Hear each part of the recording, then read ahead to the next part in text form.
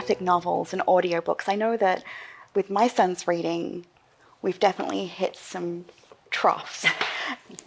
And graphic novels, say in particular Captain Underpants, have helped us through that. And then audiobooks have also helped us where there, as you said, there's been that gap between what he wants to know about and what his reading level is.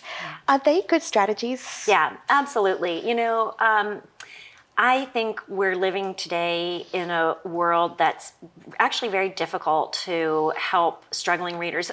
In the time that I've been a reading specialist, I've seen dramatic changes in the motivation of children, particularly struggling readers. You know, we think about how this world is a world of immediate gratification as far as entertainment goes. When you and I grew up, when we watched TV, we might have a TV guide and we would look when things were going to be showing. Or like Wizard of Oz would only come on once a year, and you better be home to watch it.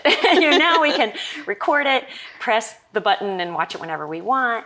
It's just so easy to be entertained. So when we ourselves are up against something that's challenging and difficult, we're not very inclined to do it. You know, we avoid the things that are difficult for us, and that's very true of struggling readers.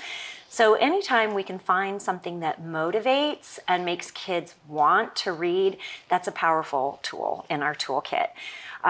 And who doesn't love Captain Underpants? I mean, really, graphic novels have a really important part in the world of literacy.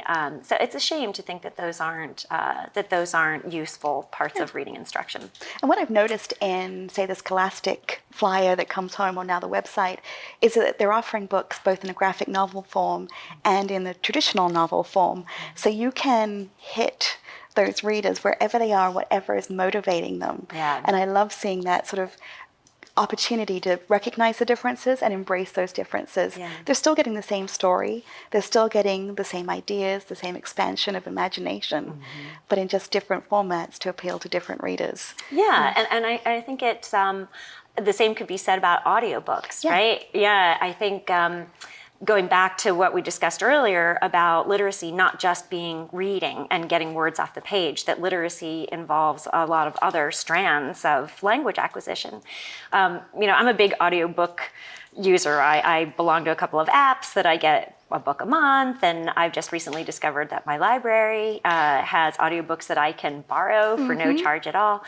And I feel like sometimes when my friends ask me what great book I'm reading right now, and I tell them that I'm listening to the book, they look at me a little bit like I'm cheating. That's not really reading, but it comes down to, I think, your definition of reading. If you think that reading is just taking the text from the page and using visual input, then that we can categorize audiobooks in a different way. But if you're thinking about reading in a much broader sense, that it's about getting a story, it's about having access to someone else's perspective, it's about processing all the concepts of a good storyline.